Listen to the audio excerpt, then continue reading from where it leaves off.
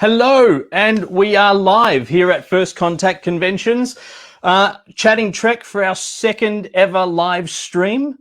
I am again going to be joined by a couple of good friends, so just welcome to everyone. Hopefully this will be full of spoilers as we talk about Star Trek Discovery and also the return of the Madolorian, or the Baby Yoda show, as it's well known in many households, I'm sure, with season 2 of that returning to our streaming services last night. But firstly, obviously, I'm not going to sit here and chat on my own. So firstly, I'd like to welcome a good friend and colleague, G, all the way from Queensland. How are you, mate? Hola. All everyone living up in the sunny state. Yeah, that's it. And unlike our last stream, I'm actually allowed to leave the house now. So you can go outside. Actually, for the first time in, what was it, 15 weeks, we actually went out for lunch today. So it was kind of really nice. Wow. And also, we'd also just like to welcome one other person to us. Again, the man, the legend, Mr. Peter Budd. Hello. I don't know if it's so much as you were allowed out, as your wife said, for God's sake, get out. I'm sick of seeing you. Yeah, I think there's a bit of that as well. But I'm so pleased that, let's keep the fingers crossed for everybody that it keeps going the right way for everybody down there. Well, we've had 4 days out of the last 7 have been double donuts. No new cases, no deaths. So it's definitely doing well and on the right track there. Well, let's keep our fingers crossed because we need to get everybody able to come and visit and see each other again. Yes, yeah, exactly. Yeah, I know how stir crazy everyone's getting. So, yeah, absolutely. But obviously, we are here to talk about chatting Trek. We've got 2 episodes of Discovery to talk about tonight. With last week's episode, Far From Home, which we saw the return of the Discovery into essentially catch up where Michael is, and the question we had from our last time of how much time has passed was answered right at the end, which is kind of nice. So we know it's 12 months later. Well, I actually rewatched episode 1 today because I was at a Conquest Club meeting. So we rewatched it.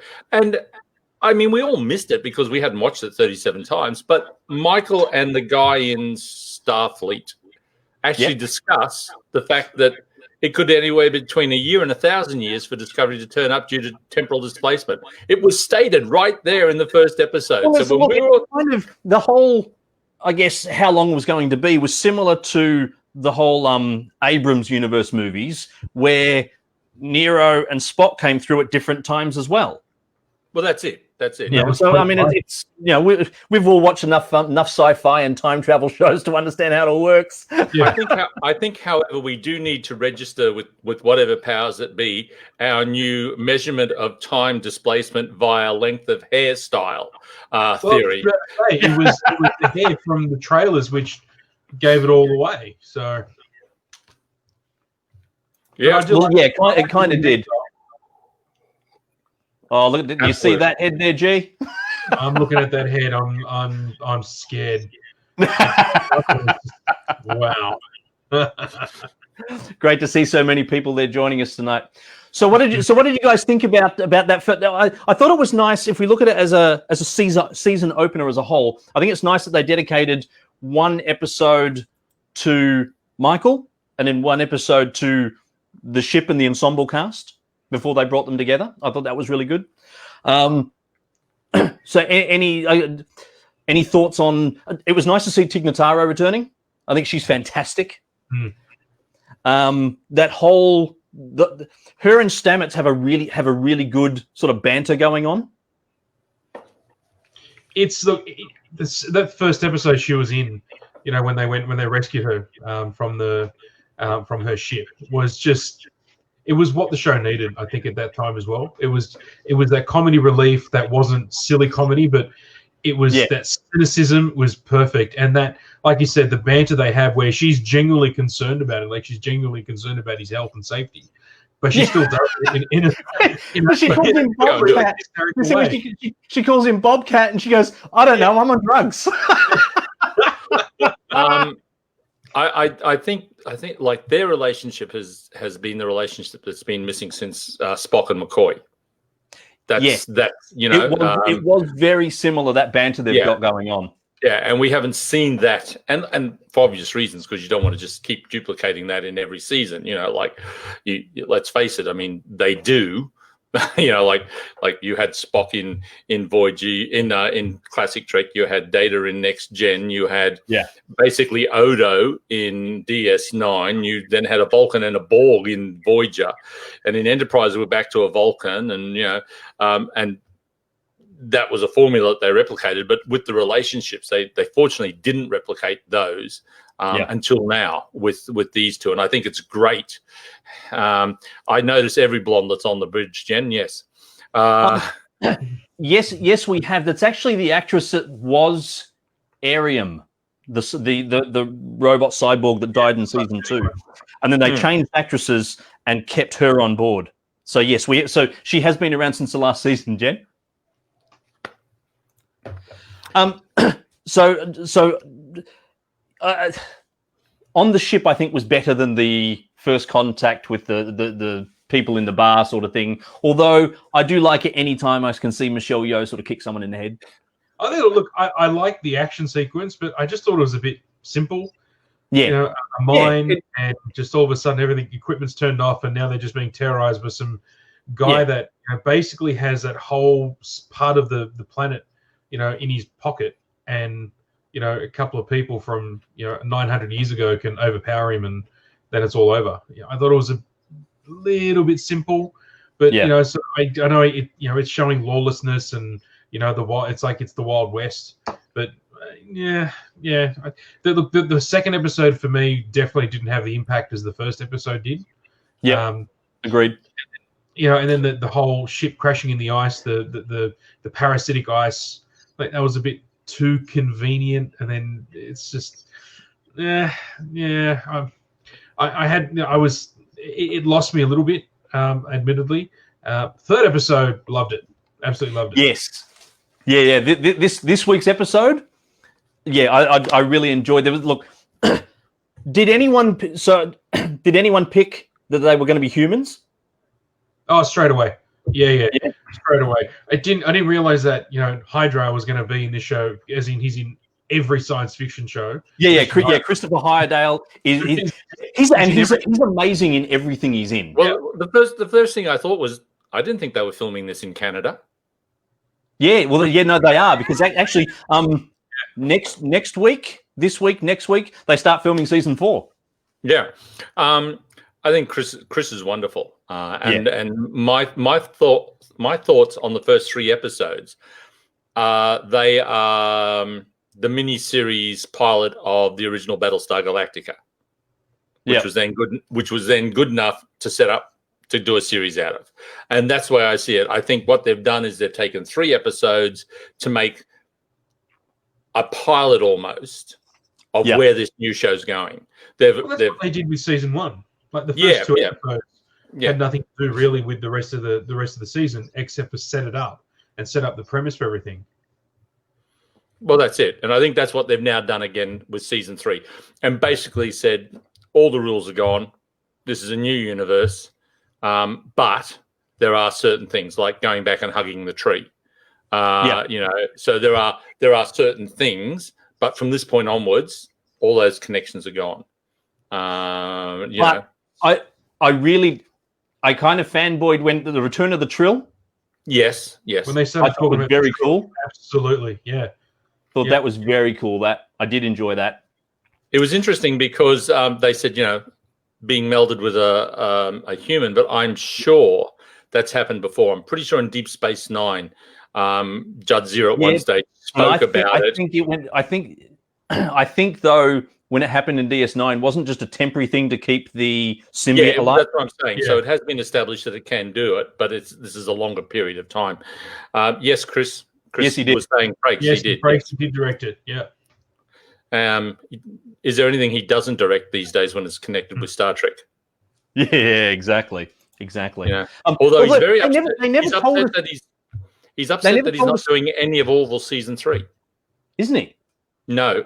In fact, all of Orville season 3 is being directed by Seth and the other producer, whose name escapes me. But they're doing all the episodes. Jonathan's not doing any, which is a shame because I think he's one of the, with the exception of the Abomination Thunderbirds movie,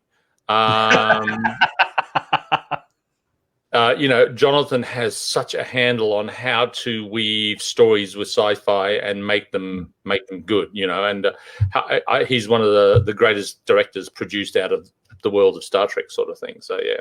Yeah. But they never told us what was in the Academy building, which I thought was like... I saw that, and it was... It's a subway. Yeah, well, it was a subway, yeah, absolutely. But 930 years... I thought it was a water reclamation plant. Yeah. No, that was the one in, what was it? Angel 1, the episode of Next Generation. Remember they got Angel 1, and they've got that beautiful place, and, well, that was the sewage works. Yeah. And there's a lot really of film there. CG from the shot that you see it from Enterprise. Yeah. Oh, yeah. So, no, it's probably just a fast food court anyway. All that now, it's like possibly, yeah. I just thought it was. I mean, you've seen in Enterprise when you see the future from Daniel's temporal war. Yep. So obviously something's happened between that point and what we're seeing now. So well, yeah, but don't forget, it all gets corrected at the end of at the start of season 4, where they defeat that time traveling Nazi guy. Daniel shows him all the timelines being corrected, and everything falls into place. And there is no longer a destroyed Earth civilization. It all lines up again, and it's shown. And of course, then the other thing is, in the first episode, Book says to Burnham, how did you get here? Because, all time travel technology has been banned since the Time Wars. So, we actually do know that it corrected. And the Golden Gate Bridge, that's right. It's still but if you want to see a really funny thing with the Golden Gate Bridge, there's a really bad movie, one of the shark movies. I think it's Mega Shark versus Giant Octopus or something like that. It's a Megalodon movie, and the Meg actually bites the Golden Gate Bridge in half. It's funny you talk about sort of like those bodgy B-grade type sci-fi films. I did a con with it was a weeknight thing with Corin Nemec and David Nichol from Stargate. Oh, yeah. Yes. Wow. And the two of them, and because it was a Wednesday night, so I think they ended up being up on stage for about 3 hours together. So there was no individual panels. And we just kept them fed with beers. And at one point, the two of them are sitting talking to each other, going, so tell me, what was the worst movie that you've done just for the money? And they start talking about all the bodgy sci-fi stuff they've done in their career, all those bad movies. Believe me. And Coram's done a heap of them. He's done a heap of them. He has done a heap of them. So, but I thought, the decision to keep Earth looking nice and pretty, yes or no? The planetary shield. I thought the planetary shield was interesting. Earth's very much gone insular again. Yeah, Earth. Again, if you take the fact that from Enterprise, it was established that everything was corrected. The dilithium went. Ships at warp blew up. That doesn't mean anything with Earth. Earth has then gone nope, like this. Based on the conversation that Hyerdale's character was having last night, it sounded like Earth has plenty of dilithium. They just don't use it. That's it. But if Earth was the base of the Federation and Starfleet, as we know, the ships would not necessarily be at warp. They'd be in orbit. They'd be sitting there. So their reactors wouldn't have gone. The warp drives wouldn't have blown because it is stated in the episode. So any ship at warp was destroyed. When the lithium went, so yes, it could have something could have happened. All right. So they also said that the dilithium supplies were drying up as well. Then the burn happened after that. Yeah. The one thing that they did show during that the flashback when the flashback was being narrated, and you saw that all those Federation ships, that fleet of ships. I was a bit disappointed because they all looked pretty standard. You would think again, 930 years in the future, they would have changed the design. They'd look a little bit different, some sort of different concepts, but they're all still using warp cores, just normal dilithium warp cores. I thought that was a missed Well, opportunity there. They could have made it look really cool and changed everything up, because Book ship, all the other ships you've seen so far look totally different. And Book did talk about using slipstream technology and things like that. They trialed them. They didn't. Nothing was ever used widespread properly. But that scene with all the ships, they were just all regular looking Federation ships. Two warp nacelles, a saucer section, and an engineering hull. Yeah. I don't know why don't do that, because for some reason my webcam is very blurry when it comes up. And I haven't had a drink at all today. So we're all big Trek nerds. We've been raised on this stuff. We've been watching it since we were born, basically, except for you, Pete. I think I'm not going to try and guess how old you are. Do you know? We've all played the game of if I was captain. So put yourself in Saru's shoes. What's your next move? I couldn't I know wait what here. mine is. What are you doing next? You go first, Pete. Well, look, they established in episode 3 the spore drive is still working and active, so they can go anywhere they want. So they're not limited to what the other problems are. We have the Trill character now there to help find the Federation. So this is obviously what the episode is going to be. I guess if I was captain, the first thing I'd be wanting to do was push Yo out an airlock. What can I say? I'm going to be interested to see if there's any remnants of Section 31 lying around. Yeah. Whether she's got the other thing going on there to find Section 31. Look, if it was me, obviously the first thing is to try and find a way to pick up the breadcrumbs, and I think that's what this season is going to be. Picking up breadcrumbs, and it's not going to be easy. That's going to be the thing. So they're going to have a lot of ability to just do episodes that have nothing to do with the storyline, just for the sake of going someplace on a whim. So it's going to be fun. G? I still stand by my original comment at the last time we did this. It's going to be they're going to be like trying to reestablish the Federation in a way and go back to that, to Roddenberry's, the whole harmonized galaxy and bringing everyone together, and even using the flag as the benchmark, adding a star, adding a system, every time they find someone. But I think from this point, knowing that Admiral's out there somewhere, and he's on the ship, the Trill is on the ship, but the other sectors and the stations are out there. So finding that, but I don't want it to be too philosophical, and I don't want to, let's be all nice and Starfleet this and Federation that. I mean, they're very some of the dialogue and everything is very, or some of the monologues are very long-winded. Yeah, and unnecessary. That's the difference between a show written by an American production team and as opposed to an English production team. Like you see the difference when you watch, like, a Doctor Who and Torchwood. They seem to be able to get a lot more story told in the same amount of time.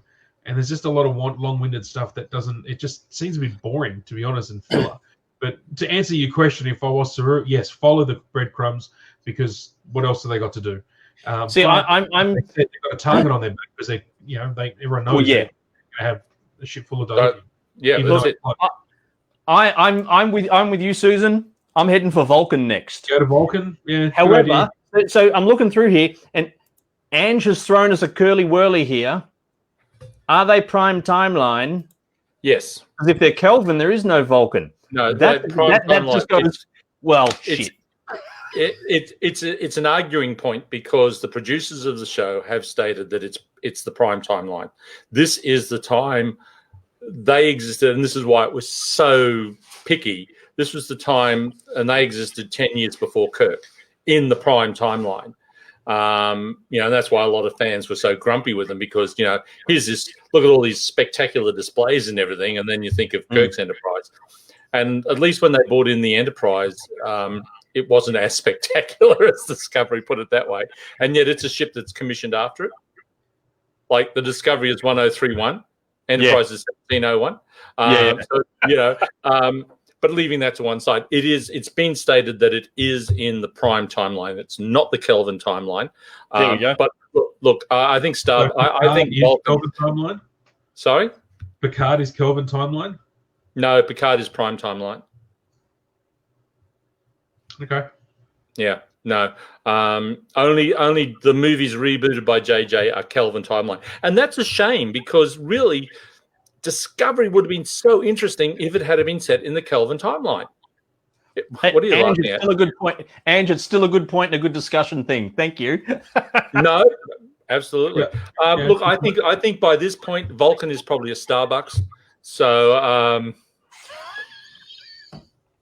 look, I figure purely based on that Vulcan and Earth are essentially, your founding members of the Federation. They're going to have historical records, and given, I'm currently, I said last time, I'm currently rewatching Enterprise. So given how the Vulcans keep an eye on everything, spy on things they shouldn't be and whatever, you would figure the Vulcans are sort of the gossips of the universe, and while they won't actively gossip with you, they know what's going on. So yeah, Vulcan's definitely where I would head for. And again, I think these are storylines we're going to find. They probably will head to Vulcan, but what will they find in Vulcan? If Earth has become so insular and almost xenophobic, what's going to happen with Vulcan? Yeah. But Vulcan were halfway there anyway. Yeah, exactly. But they would probably be more receptive to the ship, knowing, they'll be able to look at it from without any emotion and say, look, they have time travel. There could be some technology. Yeah, but according to the Vulcan Science Directorate, time travel doesn't exist. Yeah, but they don't have time travel anymore. They have history. They don't have time travel because Burnham sent the suit away and destroyed it. And it was only the suit dragging Discovery. Discovery has no time travel capabilities at all. It was only the Red Angel suit, as it were, that had the time travel ability. All you need to do is fly around the sun again. Yeah, and hit the brakes several times. that they are. So look, but before we wrap up on Discovery, the last thing, what I've noticed, especially in this week's episode, is Michael's very much changed in the last 12 months. She's laughing, she's crying, she's very much more, I guess, human than the Vulcan persona that she used to have. What are your thoughts on such a fundamental shift to the major character? I like it. I actually like the new Burnham. You can relate to her a little bit better. Well, there's a line in there where they say, "You seem much lighter." Yes. And even though she's left everything behind, the point is she doesn't carry the weight of having created the Klingon War. All that's gone, and she's now bought this. Well, at that they don't know where they found out about the Discovery, but the point is she saved her timeline from everything by bringing Discovery forward, all the sphere information. And actually, it was kind of. It's funny you mentioned her starting the Klingon War, because in this week's episode, when the human captain from Earth says to Saru, "If you do this, you will have started a war on behalf of the Federation." And I sort of laughed to myself and thought, "Yeah, it's not the first time." Yeah. I'm surprised Giorgio didn't turn it. There wasn't a comment there. That just would have been the best. It is interesting, but again, the thing with the spore drive, we've already seen, and lots of people are. Well, actually, Mark, if you put the big rubber bands at the back of it through the warp nacelles, you could do a big slingshot with Discovery because it's built that way. The thing is that we've already seen, several people are asking about the mirror universe. We've already seen that by doing certain things, the Discovery can go to the mirror universe using the spore drive. So, look, there's a lot of possibilities. I don't know whether they'll use how many times do you dip into it? I thought introducing that Giorgio character via the mirror universe was good. I love the scene with Saru and Burnham having the discussion over being the captain. Yes. And Burnham actually saying, "Yeah, it was never going to be me. It was always you." But you know what I did notice? I watched the Drumhead the other day, Next Gen with Data on trial, and I suddenly realized, you know what's been missing from Trek for a long time are decent captain speeches, decent captain monologues, like Picard's in Drumhead, Kirk in Court Martial, Kirk in the episode with what's his name, Zaron, where they get the Diana Mulder's in it. Yep. All our yes days. Things like that. Those wonderful, inspiring, this is why we're here speeches. This is what we're about. And they seem to have disappeared from the world of Trek. And I kind of because they all had them. I mean, Cisco had some amazing speeches throughout the whole Dominion War. You had a few from Pike. Yeah. Season one, Lorca was a totally you need a good Sheridan speech. Yeah, absolutely. Why don't they just bring Boxlighter into Star Trek? I still think one of the best lines ever in any sci-fi was, of course, the one with Delenn, where she says, "The only human who has ever beaten them in Barry is behind me. You're in front of me. I suggest you be somewhere else." Be somewhere else. Or Sheridan's negotiation tactic at the end of the war: get the hell out of it. Yeah. Yes, I agree. I think Saru does have the potential to be a phenomenal Cappy T. Yeah, no, I'm digging it. Look, so far, I mean, with 3 episodes in now to season 3 of Discovery, I think it's going pretty well. I'm sort of excited to see where they continue going with it. Oh, look, the biggest question I have, and I'm going to put this to you guys: do you think we'll find out what the burn actually was, what caused it? I think so. Yes. It's only 120 years, or maybe a bit more than that. No, so it's not a massive long time ago. There'll be alien races who were alive when it happened. I think we will. Theory is it's a Ferengi plot to corner the dilithium market that went wrong. And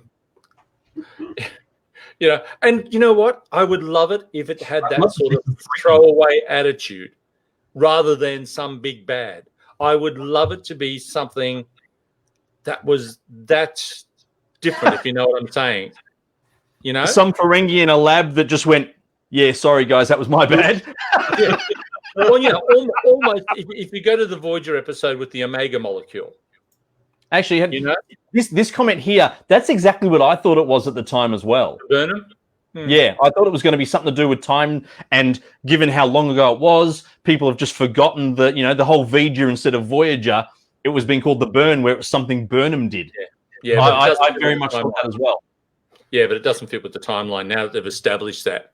I actually thought something like when they from the promos for season 3, and they kept saying the Burn. I was actually thinking something like that her arrival with the time vortex and everything caused some sort of issue. But now that's what I thought too. Yeah, now they've just established what it is. That the timeline it can't be unless something dropped off on the way. I am hoping that they're going to end up at some starbase at some point in one sector, and they've got a full database that they can search some part of the history and look up the Enterprise. What happened to Pike after we left? What happened to the Enterprise? And just a couple little nuggets like they've done in the last few episodes. Just a few little Easter eggs. I'd be happy because that's actually. If you have a look at this comment, that's not a bad something to throw out there as well, Chris. Again, I get it, but the problem is it doesn't match the timeline because the spore drive is not in use. When they were just being towed. But the thing is, we now have this spore drive. Did somebody find the plans for the spore drive and try to replicate it, and somehow that's created an issue? But it's with the dilithium. It's suddenly something happened to the dilithium. And I hark back to what G said last time we talked. The princess or the queen in second season or whatever it is, who was able to grow dilithium or whatever. Crystallize it. I honestly stand by that comment. And therefore, pop up again. Something with that. And I'd love it not to be a major baddie. I'd love it just to be something that was one of those things that got away. I like the idea of an oops moment because that would Yeah, that will demoralize everyone too. Like, oh, you put slot A into tab B. Oh no! My God, it was IKEA furniture that was the downfall of the universe. Someone was trying to put together an IKEA warp drive. but in the first episode, Bookus talks about can you repair or do you have a dilithium recrystal or something or other? So Scotty did. Yes, but they did. Yeah. They just need an old. No, you just fire the phaser at it and they recruit like. Come on. No, it was in on impulse speed. Yeah, but maybe somewhere along the way, if the dilithium supplies were dwindling before the burn, and somebody was trying to tweak or recreate that idea with an old fission reaction to be able to recrystallize, and again, something went wrong, and bang, bang, bang, bang, bang, bang, bang. As I said, I would love it just to be an oops moment rather than something major. It would be so wonderful to do that. The humans that are on Titan, because they mentioned they were there doing research. And, now they said you could probably share some of your research. That could have some sort of ramification later on. They could make some sort of breakthrough. Yeah, maybe. If you go back and ask Chris, he might be able to pop back to the Pegasus galaxy and find something. I don't know. It's like speaking to Chris, how he just pops up in everything. I know this is off subject, but I just finished watching The Travelers on Netflix. Yes. That's not bad. I didn't mind it. I actually quite enjoyed it. And then he pops up in that too, because it was basically a Stargate reunion series. So because anything filmed in Vancouver, there's a group of them that are just like, right, him, and him. I think it must be the Canadian Film Association's their trading terms. Christian Hydra is in everything film. Yeah. It's a bit like watching the first season of Sanctuary. I think Amanda just said everybody who was in any way connected with Stargate in any way, shape, or form, you owe me. So get in here. You're doing work for me. She directed up to season 3. Yeah. And she's actually looking at a reboot of Sanctuary. I was reading the other day. Yeah, I've heard that too. Yeah, I heard about that too. Yeah. So we've had 3 weeks now of Discovery, but something that was more excitement around, maybe. G, are we looking at more excitement around it? I think so. Yep. The Baby Yoda show. Mandalorian. Do you know I got shown the other day that there's a company in the US that have just released the child makeup palette for women. Oh my God, no. Don't tell my kids. Holly will be all over that. Yeah. We had to go into Zing yesterday and buy the one and it's got the little hand that the pops aren't enough, apparently. It's all Baby Yoda. And I'm like, Dinah's like, she loves Baby Yoda. I've gone, she didn't even watch an episode last season. Yeah. It's got this week's episode, though, she was happy to sit on the couch and watch it with us because basically our Friday nights are now set. We were Discovery, Mando. We're done. That's Friday night. Exactly. But can I just say, my wife thinks I'm an absolute freak now because I watched that episode and every couple of minutes I was yelling I was just, oh my God. Yep. And like, hey, did you see that? Did you? And like, well, no, you didn't notice that. You're not a nerd like me. You're just like, no, you wouldn't have noticed that.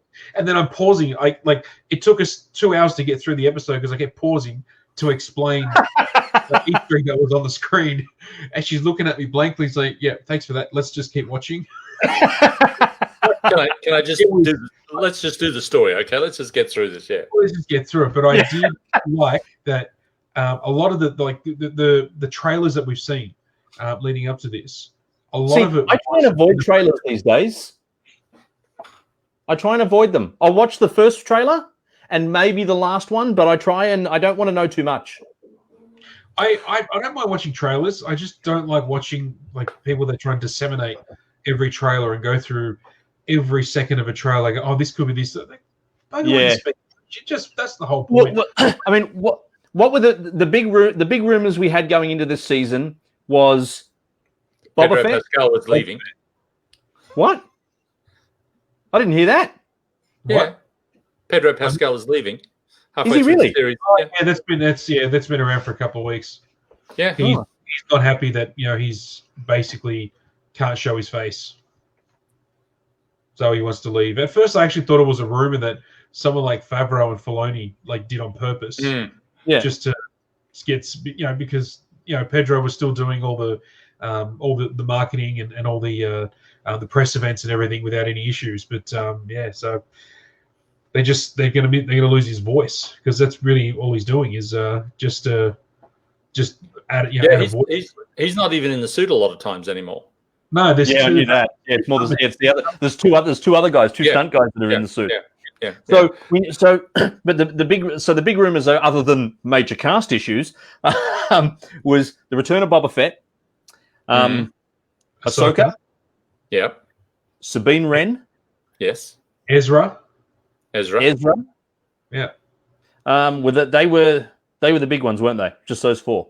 Yeah. If Ezra's there, then by default. Well, if you remember at the end of Rebels, Sabine went off to look for Ezra. That's right. Yeah.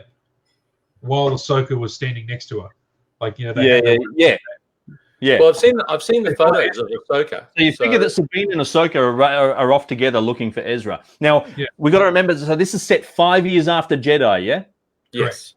Yeah, about 5 years after Jedi, all right. Yeah. So you've got the Mando. He's now been given the mission. He needs to return Baby Yoda, but not to the Yoda people, just to the Jedi. Well, it's never stated. He says, I have been quested to return the child to its people. But then, but the person who was telling him that was telling him about it was more about the Jedi because of the power that this kid has. Yeah, but that's it. We don't know. We don't know whether the quest is to return him to the Jedi or return him to the Yoda kind of race. We don't. We just don't know. Yeah, I figure he's going to look to return to the Jedi. He's return to the Jedi, and he's looking for basically the only other Mandalorians that have had any interaction with Jedi, who are still around, which is going to be Boba Fett and Sabine. Well, spoiler alert: we've already established that Boba Fett is not around. Have you watched the episode? Yeah. Yes. That last scene.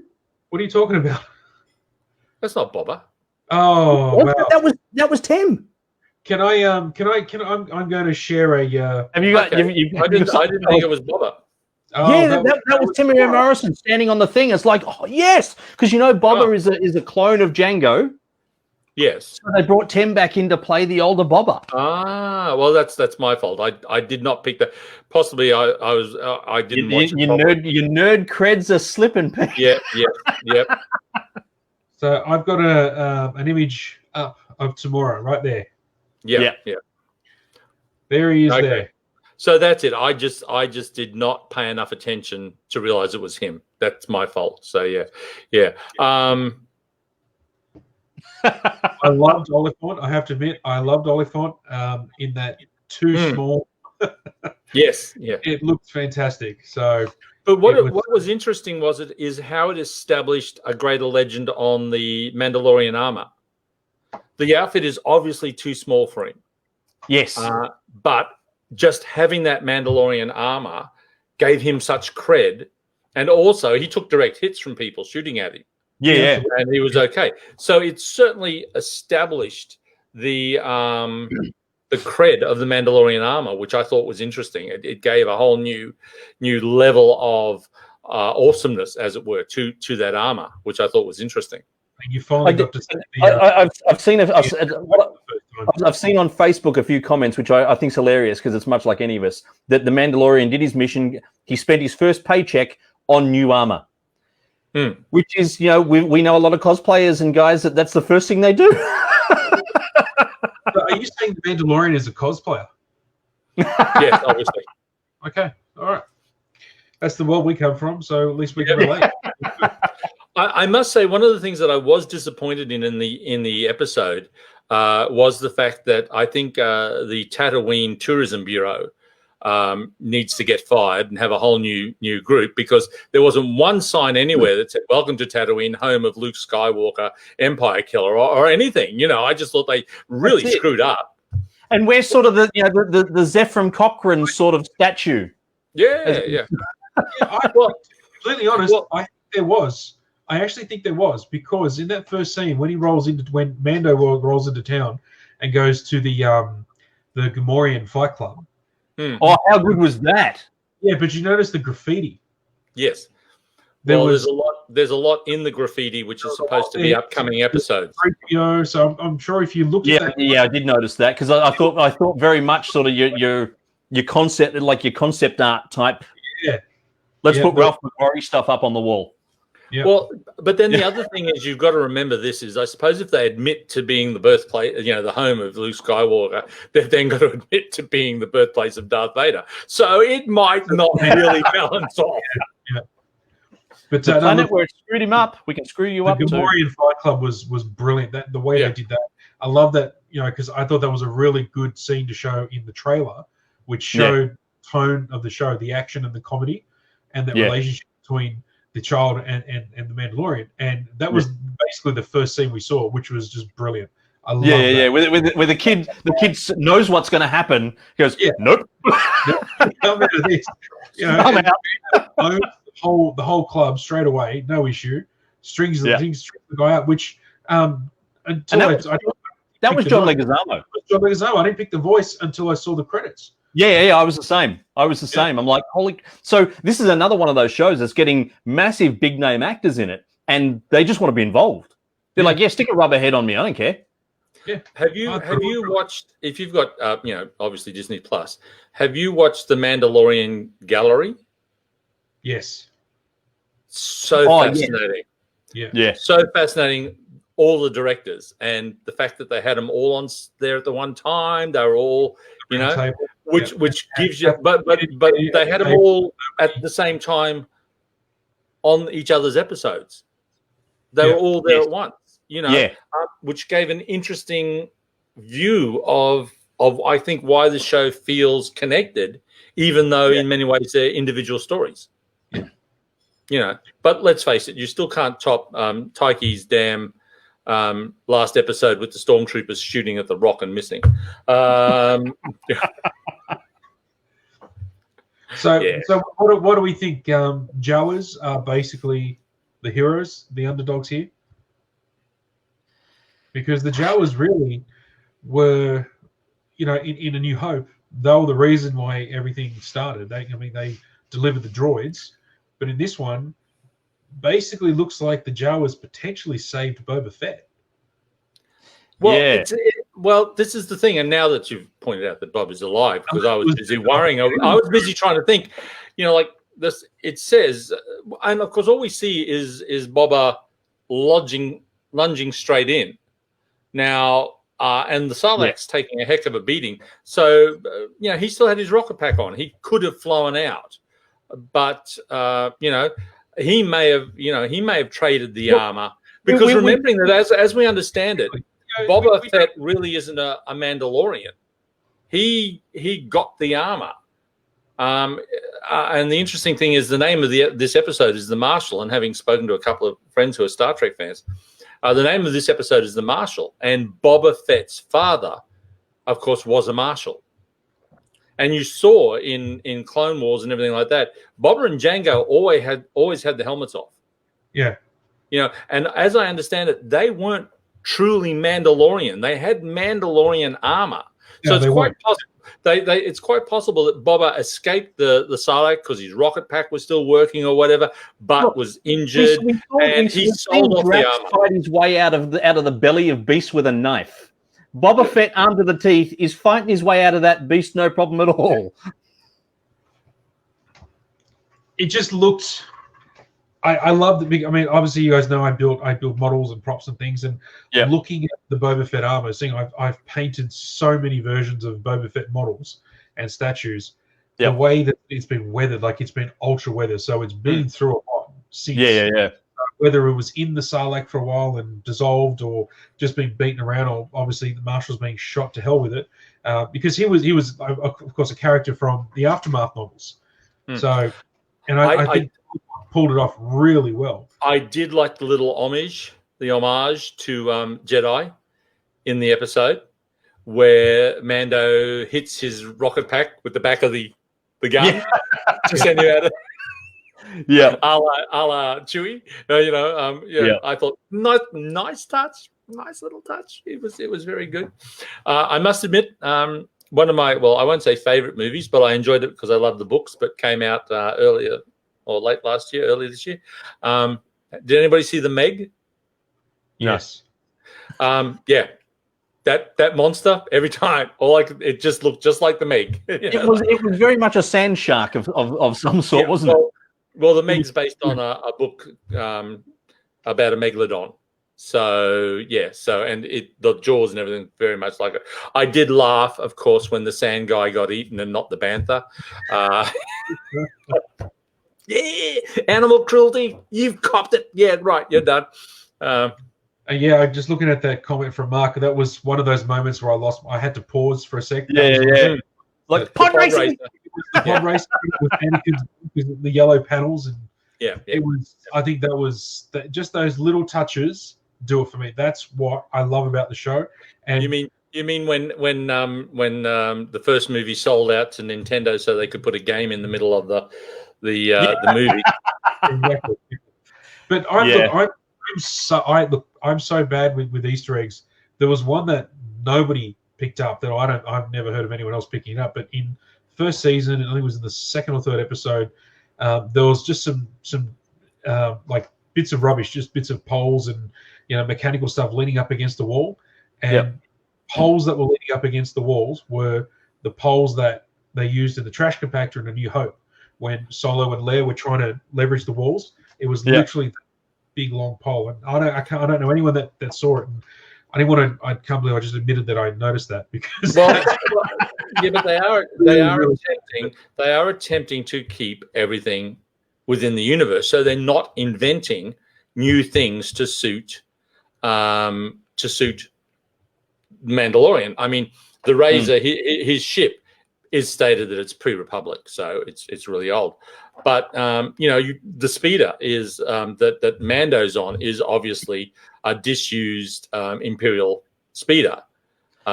We saw them in Jedi on Endor, but it's reasonable to assume they used them everywhere. Everywhere, yeah. This one's it's a swoop. It's a little bit different. But it's what I'm saying is they're using the same. It mightn't be exactly that speeder from Endor, but it's showing technology. But when he got to that new town that where the marshal was, the moisture, it's Tatooine. The moisture evaporators and everything like that. Yeah, the shape of the buildings. What I actually thought was at one point I thought they were going to say this is Toshi Station. Yeah, because if you've seen the deleted scenes from Star Wars, did you notice they called it the Dune Sea? Exactly. Beyond the Dune Sea, they were in there. Yeah, they called it the Dune Sea, which I thought was very cool. Look, for me, with all the ships and keeping it all in universe, the biggest shout out moment where I lost my shit was, I think, in the last or second last episode of last season, Mando. They're in the town, and the stormtroopers come in on the troop carrier. Yeah. Which has never been seen on screen before. But that was a toy back in the 70s. It was, yeah. Yeah, it was a toy. So the fact now that toy was now canon, because I remember you look at it and go, that's not in the movie. I don't want that toy. They spent so much time. So cool. And that's the thing, and that shows that especially Favreau and Filoni, nerd boys. They're nerd boys like us. Like if they collect the toy and that capability and the ability and the talent they have, they'd be doing that too. Absolutely. There's no question of a doubt. Walk in with your vintage one of the model makers and go, here, you can borrow it. If you break it, you're dead. Oh man! It is interesting. Can we open it? No. It is interesting. It is interesting that these guys, and now to get in trouble, but these guys seem to be paying more respect and homage to George's original vision than the three most recent movies. Absolutely. Yes. Yeah. Like they're working within. And George is on set and everything. I get it, but yet it's still being made by Disney and all the rest of it. So it's just interesting to see. That's like as far as the prequel movies are concerned. As far as I'm concerned, George did them George had every right to do them. He created the universe. What he had in there was his world, his vision. That's fine. And you can't complain about it because it's George's. Whether you liked it or not, it was George's. What came after in the latter three, well, but Mando seems to be running with the George vision and being true. It's like Rogue One. I thought was the best, most recent Star Wars movies. It was great. And Mando seems to be going down the line of Rogue One. These are stories that occur in this universe and may touch on other things. Solo was the same. I thoroughly enjoyed Solo. Yeah, I actually really enjoyed Solo. People didn't watch it because they were the backlash from The Last Jedi. I mean, from as far as a lot of the other fans that I would refuse to watch it. I thought Rogue Solo had shout out yes moments for me. Absolutely, yeah. I think there are elements of Solo that became a little bit too political for me and too many addressing issues. But yeah, I enjoyed it as a movie. I enjoyed it for what it was. I liked the backgrounds. With especially on Corellia, you finally get to see Kessel Run. The Kessel Run, absolutely. You had me at Kessel Run. Yeah. The guys in Solo didn't do it for me. The shout out moments, the little bits, wonderful, but overall. See, and one of the things I really liked actually was when his droid was downloaded into the Falcon. Yeah, and that's the Falcon droid. That's because the Falcon which made it it's even funnier when 3PO then says in the what the original movies, your ship has the most peculiar dialect. Yeah.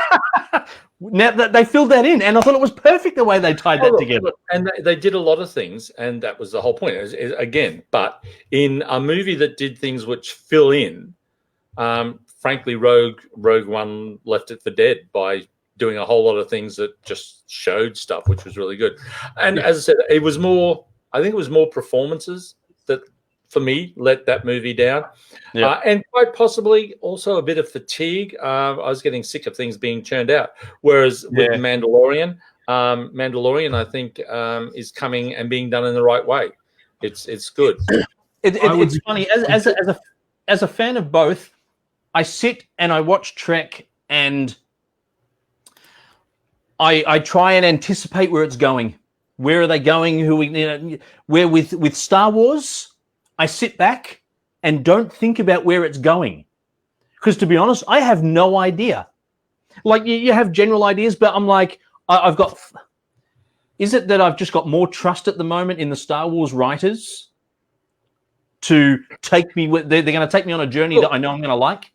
Look, I think the point is with Mando, and we're seeing it with Mando, and as I said, even with Solo, which was kind of a different thing, but certainly with Rogue One, whatever. Rogue One. What we saw was in-universe stories, and I think that's why I'm looking forward to the Pike series. Even though their Enterprise is slightly more modern or whatever, it's in-universe stories. It's why I love Lower Decks so much.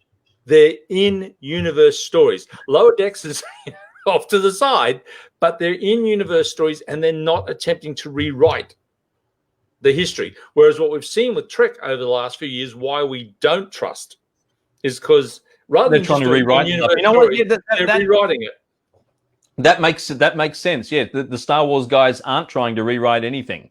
Where the Trek guys have almost got, it's almost like they've got too many people with their fingers in the pie, or in the pot trying to make a pie. And you've got some people trying to make pumpkin pie, some people trying to make apple pie, some people trying to make cherry pie, and all we're getting is just a mess. Mm-hmm. I think a little bit of both. I mean, you've got all the new Star Wars movies. They're being made to look like the originals, which still works. So it doesn't matter what film comes out, what era it's in. Even the Disney sequels, which I'm not a fan of, but they still look like they come from Star Wars. Whereas, like what you said about Star Trek, everything looks it looks glitzy and glamour. I don't have an issue with that. I get really annoyed when people talk about it's not true to the show. It looks they can't have flashy things. Are you trying to tell me if somebody made a new Star Trek series, a modern series, based on the special effects and the look and feel and the sets from 1963, would you actually watch it? Yeah, you've only got to look at the viewing figures on they're basically fan films. They're independent fan films at that point. But let's look at it for a second. Let's look at Enterprise. When they made Enterprise and they set it 100 years before, or 89 years, whatever it was, before the time of Kirk and of the original Trek, at least they attempted to make it look older. It had different finish to it, and the chairs were a bit more mechanical. But they made it look pre, and it was and I mean I know that the Enterprise in that series was based on a submarine, for argument's sake. The whole bridge and the setup is based on a submarine, and they at least attempted. The doors in the corridor and stuff are all submarine stuff. So they attempted to make it. Now it still looked shiny. It looked good. It had a nice feel to it. But they attempted to make it look like it was pre-classic Trek. Yeah. If you look at Pike's Enterprise in Discovery, I don't have an issue with it because it's very much a glossier version. That bridge is so sexy. The shape of the bridge is almost the same. Yeah, and much of it is the same. And we had that wonderful line where we've disabled there'll be no more holographic messaging, and Pike goes, "This is a good thing," But Discovery's whole demeanor, the whole images of the virtual control panels that popped up and everything like that, it was just way too advanced for a time that was 10 years before that of classic Trek. Yeah. So that's my issue with it. I think Lily's got a great point here that, ultimately, as she said, we've got an HD audience now and you've got certain expectations and it's going to look tacky if they try and redo that. Which is why we have the massively big interior of the TARDIS now. Yeah. Yeah. That's the whole reason for the interior of the TARDIS looking the way it is. Because we suddenly have 16:9 in HD. I'll agree with you there, Mark. Discovery shouldn't have been before the original. We had this discussion the first time. Discovery should have been where Discovery is right now. Yeah. Or if they wanted to have a big time jump, put it just after Next Gen Voyager DS9 era. The tail end of that. So it wouldn't have made any difference at all. Sorry, I missed that. Gee, it's still classified, so it wouldn't have made any difference at all. It's a secret project. That's right. Yeah. Everybody pinky swore that they'd never speak about it. That's right. Yeah. And so that's my only issue. If you look at the exterior of the Discovery, it kind of fits, and you can go, yeah, we have HD, and it kind of fits with the world of. And when they did the re-release of Classic Trek a few years ago, and they upgraded the effects, they didn't do whole new effects. They upgraded, and it looks so good. It's so clean, and they just. I mean, I watched Doomsday Machine the other day, and just that was so clean. Now, still the same looking Doomsday device, but so clean, so neat. It just looks so much better, and that's the point. So yes, and the exterior of Discovery, it fits. And yes, we all know that the Discovery is really the Enterprise from Phase 2, and we won't go down that path. We know all those things. My only issue is why make the interior so super advanced when even the Enterprise and again the Enterprise is 1701. Well, I mean, look, I can see the super advanced on the bridge and the interior, based that it is a prototype. The whole ship is a prototype. But when you look at it, that bridge is massive. Yeah, it is. And look, I get it with the spore drive and all the rest of it, but it was just too much. It was just too much. Like, as I said, if it had been a bridge, even the same size bridge that they have in Discovery, that looked like Pike's Enterprise, it would have been fine because it's that cleaned up, polished up version for HD. Not an issue. But their technology, look, their displays and everything were even above the Kelvin timeline stuff. Yeah. Anyway, it's a minor point now that we're into season 3, and season 3, I'm really enjoying it because it's now its own universe, and that's what I'm loving now. with what they're doing. Do whatever they want, and we can't argue with it. And it allows them to tell new stories and yeah. Look, to be honest, it almost gives them the freedom I think that Enterprise had as well, because there's nothing about that time. They can pretty much do what they want. Yeah, we have all that. But anyway, going back to Mando, where we were discussing it, I'm totally off track. But that is the beauty that's beauty of Mando at the moment. It's doing whatever it wants, but it's staying within that the Star Wars universe, which is giving people who are even more aware of it, like G and that, those wonderful moments that instead of going, that's just not right because it looks so wrong with what you've got there in comparison to what it should be, it's going, oh my God, look at that. They've brought that in there. They've done, so for the ones who know it even better, there's these wonderful moments, and for everybody else, they're not freaking out. Yeah, you're not kind of going, oh, that's not right. It shouldn't be there. I remember. I remember. What I want to see them do is make any form of connection to the sequel trilogy. I don't want to hear a thing about First Order. I don't want to hear a thing about any of the characters from the new trilogy. Well, that's 25 years away. So it's still a long way off. But you could they've used the Marshal, for example, which is from the Aftermath novels, which link Jedi from the end of Jedi through to Force Awakens.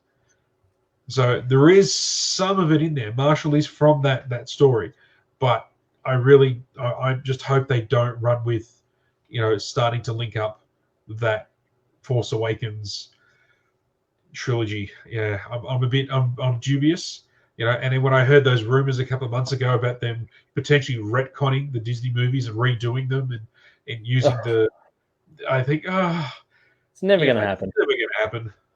Well, it'd be great if it did, but it's not going to happen. Never going to happen. They've been made. Deal with it, But I think Mando's fantastic, and we've got 35 years. We've got 35 years of just keeping it real. Look, I think the fortunate thing is it bad to say that I almost look forward more to the Mandalorian than Disco? But you know what? No, and that's fine. I'm actually looking forward to like there's so many shows that now I watch. As I said, I'm really enjoying third season Discovery because it's its own show. So I'm excited to see where that goes for that reason. I'm loving Mando because this is a world within Star Wars I know nothing about. Yeah. And I'm enjoying the journey and learning of it and my limited knowledge. I'm like even though I was a personal friend of Mark Hamill's for a while, and we'll discuss that at another point. Sorry, I think you're breaking up here. I'm not sure we can keep the connection. I think it's just shaking a bit here. I'm just. It wasn't really that bad. I spent a few hours with Mark a few years ago, but I'm not as indoctrinated in Star Wars. I remember doing a Conquest convention. The local Star Wars came along, and two of them almost had a knockdown fight between the two of them over Chewie being killed in the books and how the books were now canon, and they're doing a panel and they're arguing on the panel about this. I'm not that invested as say I am with Star Trek for whatever reason. So I'm loving, and because to me they're not breaking any of the established rules and worlds that I know of. So I look forward to Mandalorian. And okay, I must admit, I look forward to seeing what cutesy things they can do with the child every week. The child suddenly coming out of the spittoon, because it had gone and hid there when the dragon was coming. Things like that. It's like, well, what are you going to do to make it more cute this week? It's like, well, they did. Did you see him on the speed when he was in the little sack on the speeder bike? With ears flapping. See, this is the thing. Andrew's dead right here. The 50-year-old child. Yeah. But it was established in that first year, that very first episode of Madolorian. They said, races age differently. So, you know, even though Yoda was 900 when he passed away, when he went and joined the Force or did whatever, that 900 might only be, say, an 80 or 90-year-old in our timeline. So this 50-year-old might be 5. You know? Well, I think that's what they're leaning to, yeah. That's what they've. I mean, he has the. You notice the sound effects are different this time around. Yes. He's a few more sounds, a few more little quirks and things. And yeah. Did anyone notice the music? The soundtrack was new. It's the same theme, but it's a lot more orchestral. There's a lot more to it this time around. I thought it was brilliant. Just watch it. Just watching it. I mean, the whole thing is so. But look, and Disco's the same. But I think Mandalorian especially is so cinematic, especially at that end of the episode where you see it go back into widescreen. It's like, yeah, this thing needs to be seen at the Astor or something on set. I want to see it in 70mm with Dolby Surround. You know, like this thing's amazing. Well, when Palaszczuk opens up the border in like 70 years, come visit my place where we can watch it in the theater room.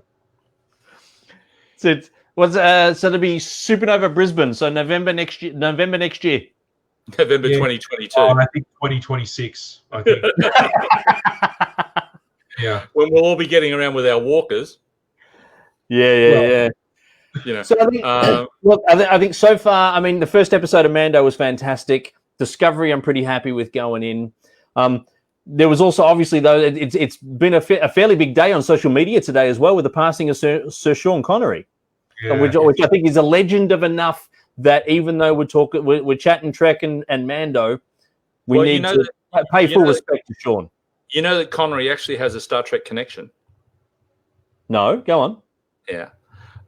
What's the name of the planet they go looking for in Star Trek 5?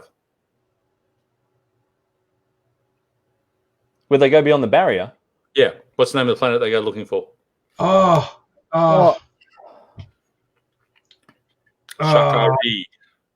Shakari, that's it. Shakari. Yeah. Well, what's Shakari sound like? Connery. Sean Connery. Connery owed Paramount one extra movie. And he was actually going to be Cyborg in Star Trek 5. Really? And so the planet's named after him. But he went off and did Indiana Jones instead. Which many will say was a better choice for him. But yes, he was actually the one. He was actually the one who was originally slated. And so the planet, Shakari, Sean Connery. Yeah. So that's his little connection to the world of Star Trek. Yeah, wow. Well, I think on each tonight we're going to be watching at least one Sean Connery movie tonight. Which one? Entrapment. Yep. Entrapment? You're not going Highlander? You're going purely for Catherine Zeta-Jones. It's my wife's pick, so I'm letting her have this one.